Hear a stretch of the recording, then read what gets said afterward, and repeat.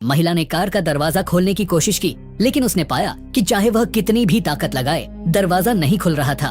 उसे एहसास हुआ कि कुछ बड़ा गलत हो सकता है। उसने तुरंत अपने सोते हुए पति को जगाने की कोशिश की। हालांकि चालक की स्थिति भी ठीक नहीं थी।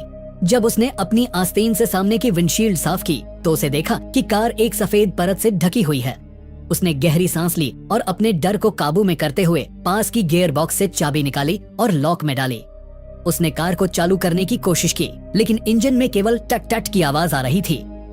समय बीतने के साथ कार में कोई बदलाव नहीं आया। तभी उसने महसूस किया कि वे दोनों शायद एक गंभीर स्थिति में फंस गए हैं। पुष्टि के लिए उसने पीछे की सीट पर जाकर पत्नी की नजरों के सामने साइड डोर खोलने की कोशिश की, लेकिन 2 सेकंड में ही उसने यह प्रयास छोड़ दिया क्योंकि यह व्यर्थ था। वे अब जैसे एक विशाल लोहे के डिब्बे में फंसे हुए थे। बाहरी बर्फ ने कार को पूरी तरह से ढक लिया था और कोई रिंग भी नहीं दिख रहा था। इस स्थिति में उसने पत्नी के हाथ से मोबाइल छीन लिया और ऊंचाई पर झूलते हुए संकेत खोजने की कोशिश की, लेकिन अंततः वह विफल हो गया।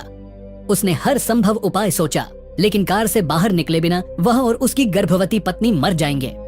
गर्भ में पल रहे बच्चे के बारे में सोचकर उसने फिर से जीवित रहने की उम्मीद जगाई और बैक डोर पर जोर से लात मारी, लेकिन बाहर की बर्फ की परत ठोस बर्फ की दीवार में बदल गई थी, जिसे तोड़ना उनके लिए मुश्किल हो गया था। उन्होंने महसूस किया कि स्थिति लगातार खराब होती जा रही है। तत्कालीन स्थिति में उसने कार के अंदर मौजूद सामान को खंगाला और एक हीटर और 5 पुरानी मोमबत्तियां पाईं। मोमबत्तियां जलाकर कम रोशनी ने उन्हें थोड़ी सुरक्षा दी। इसके साथ ही उसने खुशी महसूस की कि कार में पर्याप्त ऑक्सीजन थी ताकि वे जीवित रह सकें।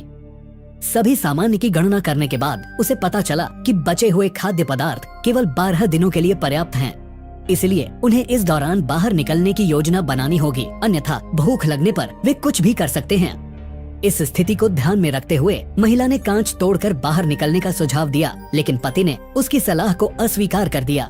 बाहर की ठंडी और बर्फीली हवा उन्हें ठंडा कर सकती थी, इसलिए कार में रहकर मदद का इंतजार करना ही सही था। रात को अचानक बाहर से कार के फिसलने की आवाज आई। खुशी से पति ने सोई हुई पत्नी को जगाया और जोर से आवाज करने लगा और हॉर्न बजाकर ध्यान आकर्षित करने की कोशिश की। यदि आप इसका अगला पार्ट देखना चाहते हैं तो कृपया लाइक करें और चैनल को सब्सक्राइब करना न भूलें ताकि आपको तुरंत नोटिफिकेशन मिल सके।